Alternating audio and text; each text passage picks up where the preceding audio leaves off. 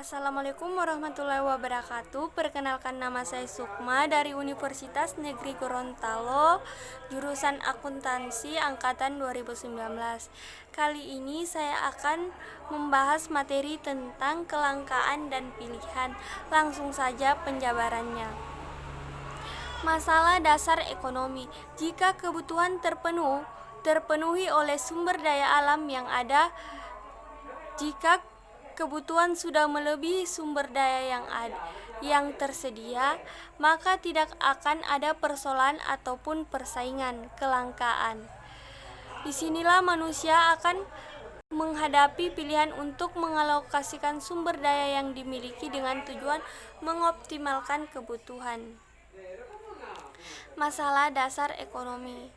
Menurut Masudul Alam Chowdhury dalam bukunya Contribution to Islamic Economy, teori manusia menduga adanya kelangkaan karena adanya keterbatasan pengetahuan tentang bagaimana cara memanfaatkan sumber daya yang dimiliki. Dengan demikian, dalam konsep Islam tentang ekonomi, barang-barang yang diolah oleh manusia dapat digolongkan sebagai barang yang memiliki kelangkaan dan termasuk barang-barang ekonomi.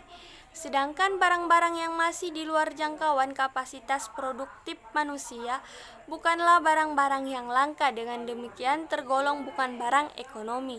Dengan demikian, kelangkaan yang ada dalam pandangan ekonomi Islam adalah kelangkaan relatif ketika manusia memiliki pengetahuan dan kemampuan memanfaatkan barang tersebut.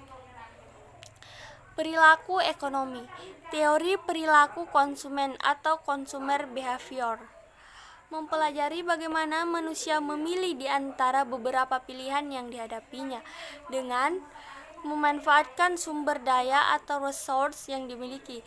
Beberapa prinsip dasar dalam analisis perilaku konsumen teori ekonomi konvensional. Yang pertama, kelangkaan dan terbatasnya pendapatan. Yang kedua, konsumen mampu membandingkan biaya dengan manfaat. Yang ketiga, tidak selamanya konsumen dapat memperkirakan manfaat dengan tepat. Yang keempat, setiap barang dapat didistribusi dengan barang lain. Yang kelima, konsumen tunduk kepada hukum, berkurangnya tambahan kepuasan. Konsep masalah dalam perilaku konsumen Islam.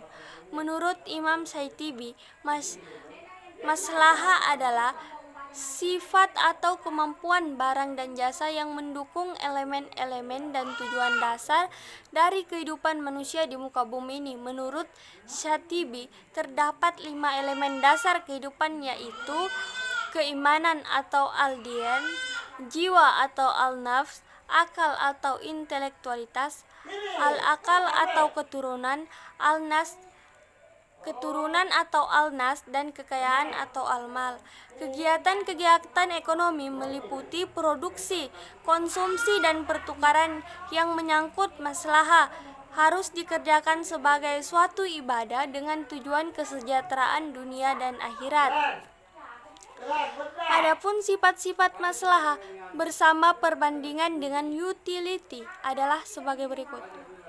Maslahah bersifat subjektif, dalam arti masing-masing individu yang menentukan apakah sebuah barang jasa memiliki maslahahnya untuknya, namun kriteria maslahah ditentukan secara objektif oleh syariah, sedangkan utility tidak memiliki kriteria yang jelas, sempurnanya subjektif.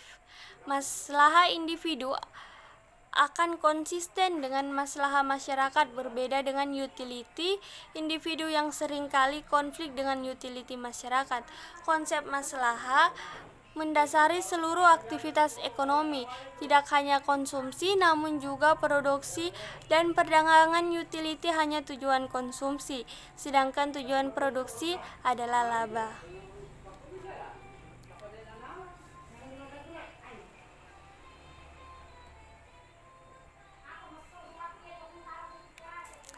Selanjutnya, perbedaan pelaku ekonomi konvensional dan Islam. Dalam ekonomi konvensional, konsumsi ditentukan oleh keinginan atau want dan keinginan ditentukan oleh utility. Utility adalah nilai barang dan jasa yang memuaskan keinginan manusia. Yang kedua, kepuasan ditentukan secara subjektif oleh masing-masing individu.